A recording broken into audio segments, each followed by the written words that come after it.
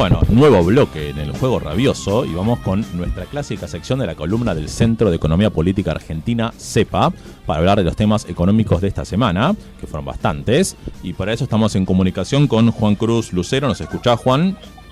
¿Cómo andás? Ahí Buenos está. días. Bien, perfecto, te escuchamos muy bien, gracias por atendernos. Justamente Juan Cruz es economista y integrante, como dijimos, del Centro de Economía Política Argentina, porque esta semana siguió habiendo cuestiones con el dólar, el vencimiento de las LEVACs, los nuevos bonos que emitió el Banco Central y la cuestión del déficit fiscal, ¿no? Porque, a ver, para entender un poco, el gobierno dijo que ya se superó la crisis. ¿Vos cómo lo ves? Sí, me parece que en términos generales, por ahí los problemas que hubo en las 2 semanas pudieron frenar, si se quiere, la tensión, pero los problemas estructurales de la economía siguen estando. Me parece que el modelo mostró lo que nosotros veníamos señalando en esta columna y en otras también, que es insustentable, que es una economía que tiene una salida constante y masiva de dólares y que no lo genera, y en ese sentido el endeudamiento juega un papel externo. Ahí es donde llega el Fondo Monetario y, bueno, por supuesto todas las condicionalidades que van a imponer, porque no es que te prestan plata gratis ni contentos, sino que te exigen un montón de condicionalidades para asegurarse que les pague lo que te prestan. Claro, porque la cuestión es, se llegó a la estabilidad, pero ¿a qué costo, no? Con menos reservas, un dólar más alto, ¿vos cómo lo ves? Sí, no, ni hablar, el costo es altísimo, sobre todo en términos de precios. Digo, cuando uno analiza que en las últimas semanas la evolución del dólar subió entre un 20 y un 25%, la verdad que eso, cuando se traslada a precio, va a afectar negativamente a la canasta, sobre todo de los asalariados, los jubilados, los que tienen beneficios por sociales, digo, pensiones, beneficiarios de ingreso universal, etcétera. Y en ese sentido el traslado a precio es directo, ya sea por la vía de los alimentos, por la vía de los medicamentos y también por los combustibles y las tarifas, va a afectar negativamente. Y efectivamente me parece que el segundo semestre, más allá de que sea positivo, como se suele plantear, me parece que va a estar cargado de mucha conflictividad asociada al salario y a la discusión paritaria, porque muchos gremios cerraron el 15%, un poco más, un poco menos, y me parece que eso claramente va a quedar muy por detrás de la inflación, que este año va a estar entre más cerca de 25 y 30 que de 20 y 25. Justamente el alivio para el gobierno llegó el martes, cuando pudo renovar el 100% del vencimiento de los bonos, de las LEVACs que había emitido el Banco Central. ¿Por qué pensás que se dio esta renovación, digamos? ¿Crees que fue una señal de los mercados hacia el gobierno o fue un salvataje más bien de los mercados que dijeron, bueno, esto o se cae Macri o qué pasó? Bueno, me parece que hay un poco de las dos cuestiones. Sí, me parece que es un problema que vamos a tener todos los meses, y ahí te encargo, digamos, tener todos los meses una negociación de una renovación de LEVAC con este nivel de intensidad y sobre todo de mucho cuestionamiento a la política económica. Me parece que lo que acá está de fondo es que, de nuevo, un modelo que tiene no solo incorrecciones o errores de gestión, sino que desde el minuto cero plantea una economía desregulada, liberada a los flujos internacionales, y eso impacta negativamente en el día a día a partir de la movilidad del dólar, ¿no? Lo que decíamos hace un rato, genera inflación mucho más alta de lo que estaba pactado, por supuesto mucho más alta de lo que había planteado el gobierno, y eso impacta negativamente en los ingresos de los sectores populares, digo, de las grandes mayorías, y eso impacta de lleno en el mercado interno, en la actividad industrial, en la actividad comercial. Me parece que el gobierno tiene la dificultad enorme de salir de este problema que ellos mismos generaron. Y porque ahora justamente quedó la situación, bueno, ya pasó la tormenta, al parecer, como dijo el gobierno, por lo menos ahora, bueno, se volvió un precio un poco más estable con el dólar, pero esto pareció empezar de la nada, bueno, no de la nada, justamente por el ajuste de la Reserva Federal de Estados Unidos, pero ahora uno, ¿qué tiene que esperar a partir de ahora? ¿Que en cualquier momento se pueda producir otra corrida cambiaria como la de la semana pasada, o mientras no pase nada en el frente externo, la cosa va a seguir un poco estable?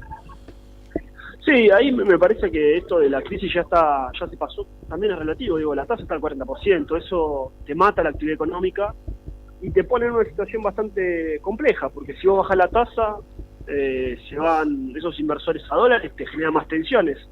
Si no bajas la tasa, la actividad económica está muerta, sobre todo vinculado a el impacto que tiene en el financiamiento de las pequeñas y medianas empresas. Entonces ahí me parece que si bien el gobierno pudo anotarse un poroto en el sentido de frenar la corrida que tuvo 2 semanas, bueno, la salida de esta situación es muy compleja. Sinceramente, creo que la vuelta al fondo nos habla un poco de que ellos no le encuentran la vuelta, y la salida, en vez de ser una salida expansiva, una salida que trate de mejorar los ingresos de la mayoría, va a salir a través del ajuste. Y cuando uno piensa en el ajuste, tiene que pensar que el 70% más o menos de lo que gasta el Estado está vinculado a jubilaciones, asignaciones y servicios sociales. Digo, ahí hay una situación que va a ser efectivamente conflictiva y que nos pone de nuevo en un panorama bastante delicado, ¿no? Nos hace acordar algunos momentos que ya vivimos, momentos recientes que ya vivimos hace, te diría, menos de 30 años, y la verdad que hay que esperar cómo va a ser el gobierno para poder sostener políticamente este tipo de medidas.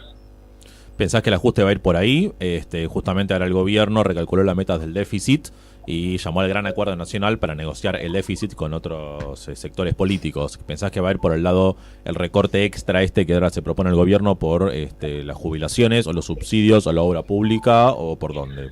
Claro, ahí cuando vos agarrás el gasto, vos ves que la mayor parte está vinculado a servicios sociales, a obras que hace el Estado, y si vos empezás a recortar ahí, ponele que arranques primero con las obras, te generás una crisis en el empleo, y por supuesto el motor económico del último, si se quiere, los últimos 6 meses, el último año, que fue la obra pública, lo matás. Entonces ahí tenés un claro problema. Digo, cualquier ajuste regresivo, y en este sentido, si encima afectás a los sectores de menores ingresos, bueno, no solamente va a ser regresivo en términos económicos, sino también en términos sociales el costo es altísimo. Y precisamente hablabas recién del Fondo Monetario, y alguna pregunta que estuvimos haciendo también la semana pasada es si le puede salir el tiro por la culata con el tema del fondo al gobierno, porque ¿qué pasa si el fondo establece condicionamientos económicos que finalmente perjudican la macroeconomía del gobierno? ¿Eso pensás que puede ocurrir, que efectivamente con los nuevos fondos del fondo, valga la redundancia, el gobierno selló la economía hasta el año que viene por lo menos?